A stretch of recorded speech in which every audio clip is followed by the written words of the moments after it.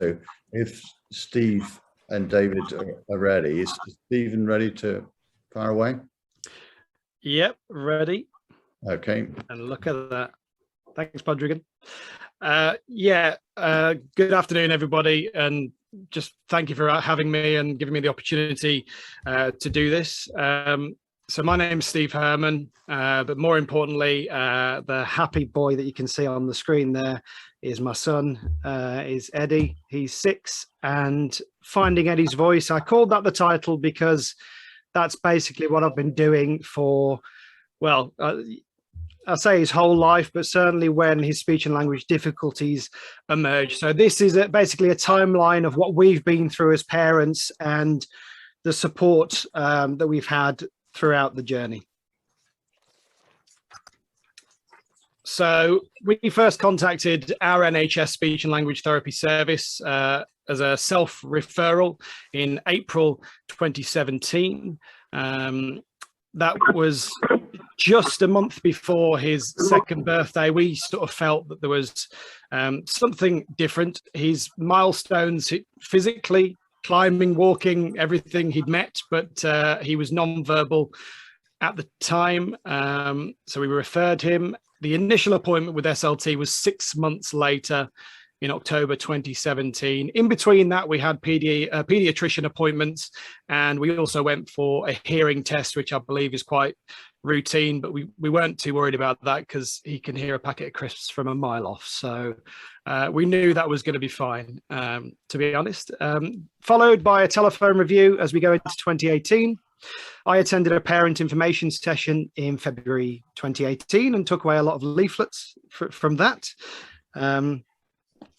And then Eddie attended a therapy demonstration session in May 2018. So around his 3rd birthday. What that entailed, I'll be honest, I can't exactly tell you. The experts in the Zoom room might be able to. The most important, in a way, sort of bullet point here on this section, a 30-minute block of therapy in clinic in September 2018. This was the first piece of therapy that he would have received. The unfortunate thing is, just before this happened, we received a letter from the local service in Dudley telling us that, because it was supposed to be 3 one-hour blocks of therapy, that we received a letter telling us that unfortunately, due to a lack of resources and demand for the service, it had to be reduced to half an hour. Fast forward a little bit to February 2019. He started he was in nursery by this point, and it was a mainstream nursery. We just wanted to give him just to see what he'd be like in that environment amongst other children. So he was in a mainstream nursery. He was visited weekly in the nursery by the early years team for Dudley Council, which is currently in the process of being reimagined. The school, we were very lucky. They applied for funding for one-to-one support. She was a godsend. She was trained in Makaton. We'd already been introduced by Makaton by the legend that is Mr. Tumble. Forever indebted to him as well, and watching CBeebies videos. But she really helped that one-to-one support. So it was great to have that. And then May to June 2019, we had a 6-week block where weekly the speech and language therapist came into nursery to see him. I have to admit, I'm not 100% whether it was for therapy assessments at the time. Fast forward again to September 2019. This is when Eddie began to attend a special school in Dudley Borough.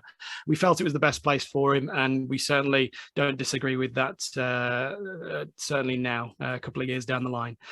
He receives daily input from teaching assistants, but no therapy. The SLT team for the NHS in Dudley comes to do assessments, but they don't provide a therapy. They feel that's the best method for them, I think, to deal with their caseload as well, is what they've sort of said to us in forums. They pass on tips to the teaching assistants who tailor their lessons with speech and language elements to them. During this first year in school, we met the NHS therapist in person once. in October 2019 after a parents' evening. That therapist provided an assessment report in January 2020 towards his education, health and care plan, his EHCP. This is where it takes an unfortunate turn. As I say, that was the only time we met her. Then obviously the coronavirus lockdown happened and shut down a lot of services. But we were disappointed that we didn't have any contact from the NHS SLT service until July 2020. So from March, when schools were shut, through to July 2020, which would have been towards the end of what would have been the term, we didn't hear from the speech and language service. They wrote us a letter basically saying, how are you? Hope everything's okay. Is there anything we can do? And it sort of felt like, yes, you could have done something probably just a couple of months earlier. Also, we shortly after that received a call from that speech and language therapist to tell us that she was leaving because she had another job. So yeah, that's the story up to that point. And I describe that section of Eddie's life and our life as parents as his lost years. Reason being, I think, can be partly explained by two quotes. This first one, I found this on the website for the Birmingham Community Healthcare NHS Foundation Trust. Communication provides a foundation for children's development.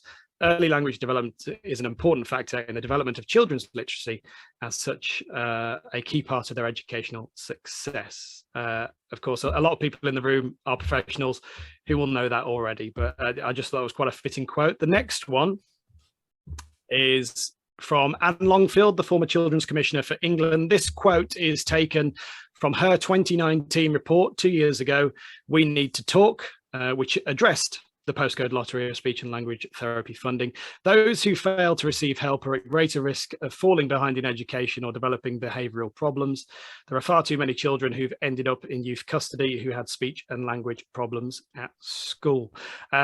I hope to God, and I will do my my hardest to make sure Eddie doesn't fall down any sort of path like that. But I just thought those were two interesting quotes, and it brings me really, before we move on to a video and some positives, it brings me to the added frustration really and despair in terms of these lost years, because I know over the border in Worcestershire, and when I say over the border, door to door, I put this in Google Maps yesterday, door to door, it's 4.9 miles or a 9-minute drive. I know SLT services are extremely different, and Dave Harford, another parent, will explain shortly about the service that his son has received 9 minutes drive away in Worcestershire. Some post-lockdown positives. A new SLT was appointed and communication did increase with more regular phone calls. Incidentally, she was responsible for the school. She's now the head of the paediatric SLT service. So I'm hopeful that things are going to improve with the new SLT in place. I helped instigate the creation of a parent forum with another parent, Jen Lester, who I think is on this call. She's been instrumental as well in raising awareness, but we helped to instigate the creation of a parent forum to increase communication with the SLT service. And we've got another forum meeting coming up very soon as well, which is great. In November 2020, we turned to a private speech and language therapist to increase support. It's costly, but as we all know, for our children, we'll do as much as we can. And, you know, money is an issue for a lot of parents. And, you know, we felt we had to turn to a private speech and language therapist just to boost and help Eddie as much as we can. Again, shortly, you'll see a video where I think highlights what can be done with some extra help and therapy. Just as a side note, last month, Eddie was diagnosed with autism and severe learning difficulties in October 2021. Not exactly shocking breaking news for us as parents, but certainly still an adjustment. But thank you very much for listening to me ramble on about my son. I am so so proud of him. And if we go on to the next slide, you can watch a video. I'll just say before we play it that basically this shows his progress starting from August 2017 when he was non-verbal right through to now. using some different techniques which we taught ourselves. Makaton, we went on a couple of courses which taught us PECs, and like I said, you'll see the progress he's made in the last year or so since we got the help of a private speech and language therapist, Karen Sheffield, who has been invaluable. But here is my son Eddie, who I love very much. Fist bump. Oh. Wind the bobbin up.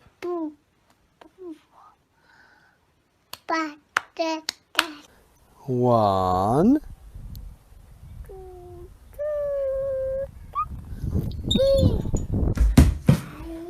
Two, three, four, five. Yeah! U sign. Bag. Good boy. Pass that to me, you get one. Ta. Cucumber. No, not the whole bowl. No.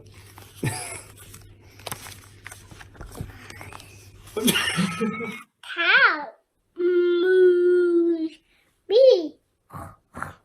Old MacDonald had a farm. E-I-E-I-O. Ba, me. Pa, wee, wee, woo. Yeah. Me. Pa. Apple. Orange. One, You want? Okay. Say thank you. two. One. Okay.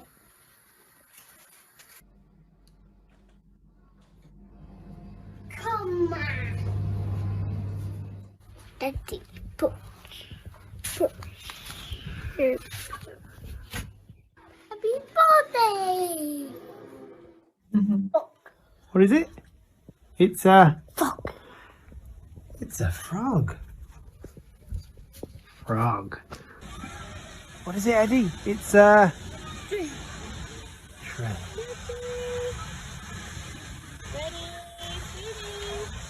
What does the train say? It says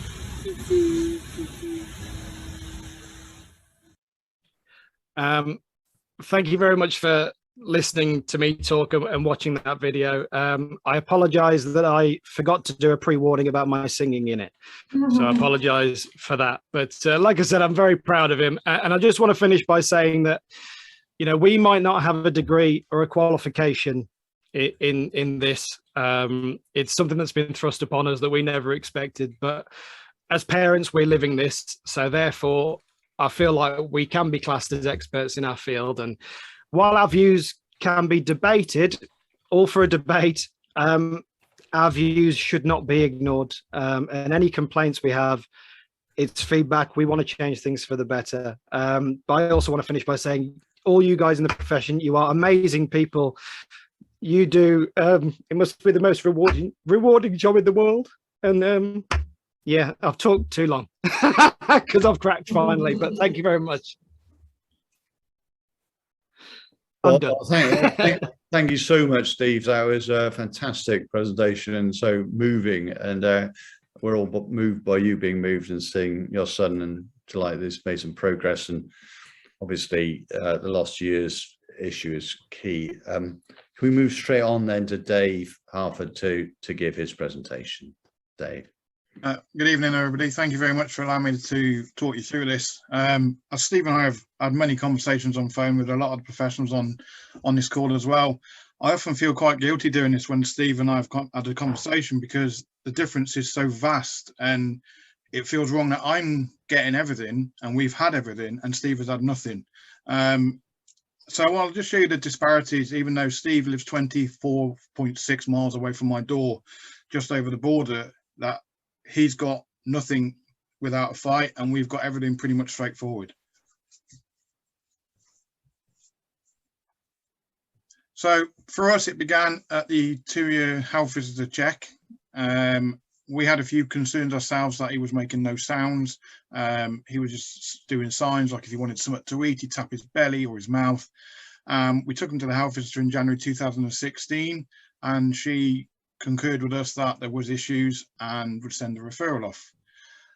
In February, we attended a drop-in centre, which is just around the corner from our house. There we met an SLT and an SLT assistant and a few other children who would have a conversation with us and just talk about what he would do and whether he would interact, which he didn't really interact.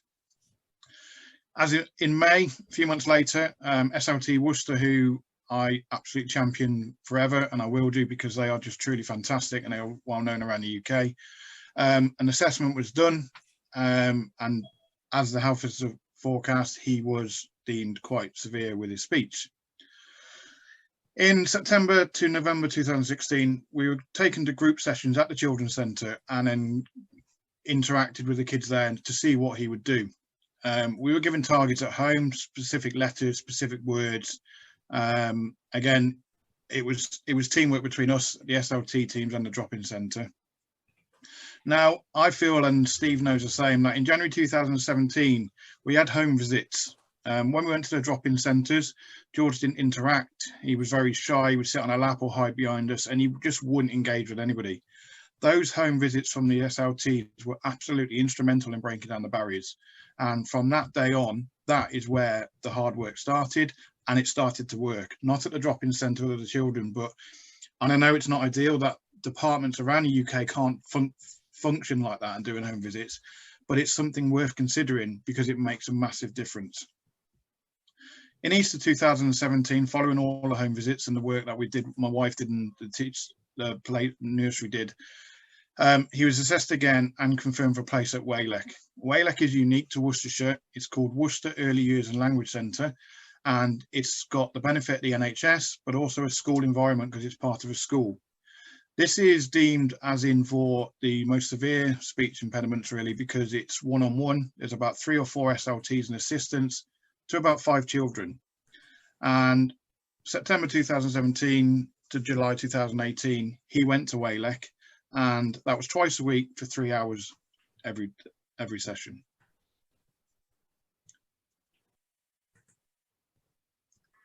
The speech battle, obviously, as Steve has said, isn't just about the voice, isn't just about the communication, it's about everything. Our son was due to start school. Obviously, as a parent, when I was at school, if you had something different, you're possibly going to get bullied. And as a parent, that was a massive worry for me. So his confidence, attitude, friendship, his education, communication, obviously, and his mental health. Now, we all say about adults suffer from mental health, and my job's stressful, and every one of you on here has a stressful day. But children's mental health gets forgot about, and the mental health was detriment to George because he couldn't talk, and people would look at him and people wouldn't understand him and everything like that. So just because they can't communicate, it snowballs.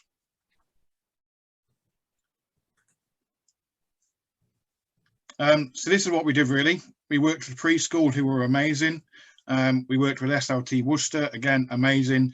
And we all worked together. It was a massive team effort. So we had the GP, we had the health visitor, we had SLT Worcester, we had the preschool.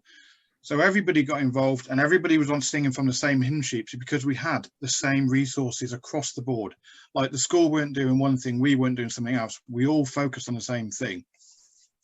Again, we had resources from them, emails, physically. My wife is instrumental. She's a teacher, and obviously when I was at work, she'd do a lot of work with them. One of the biggest things that we benefit from is remain positive. As a parent, our kids learn from us, and if we didn't understand, we make it say like, oh, my batteries are gone in my ears, I just need to turn my ears on, mate. And he'd look at you and he'd try it again. And eventually he would slowly watch our lips as well. Obviously, this is all to do with Burko a while ago, and unfortunately, Steve is in these categories. Nothing seems to be changing from what we've done. From the Burko campaign a couple of years ago, we still seem to be in the same situation. And I feel very privileged and sad at the same time, because I'm privileged that my son can now talk, but I'm also sad because people like Steve's son Steve's not just one. There's thousands of people around the UK like Steve who having to fight for it.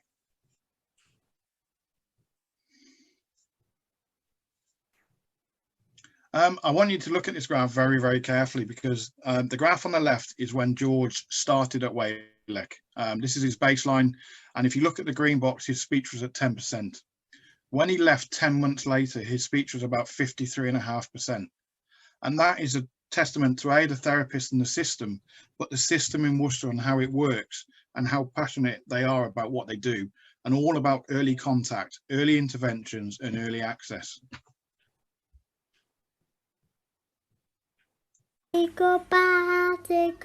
Cardigan, can you just pause that a second for me?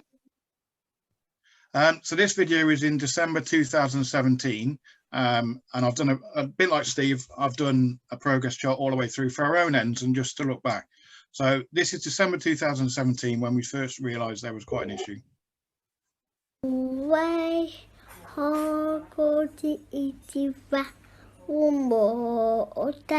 Hey! As you can see, that's significant. It was a bit like Eddie when he started. And when you get to that point, you never think it's going to get better. So if you can play the next one, Cardigan. They had been out grazing on the plain since first light, and their huge stomachs were packed full of grass. Now, when they saw T-Rex approaching, they splashed as hastily as they could out into deep water and submerged. Only their nostrils showed. That's 2 months ago.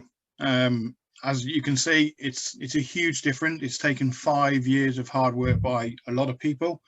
But as you can see, he's reading chapter books now on his own with massive, massive words. And yes, he does still get it wrong. And now we roll our eye. If we ask him to correct himself, he will roll his eyes at us and say, oh, okay, then I'll do that. If you can do the next slide, please. And basically, it is all about teamwork. It's teamwork between everybody coming together. We were discharged officially in January from SLT Worcester. There are still a few issues, and he still does get his words mixed up, and you'll give him a look and he'll just correct himself, or sometimes he'll need help, and we still go back to basics. But like Steve said, we've lived it, and it's hard work. Sorry. Yeah, that's me done.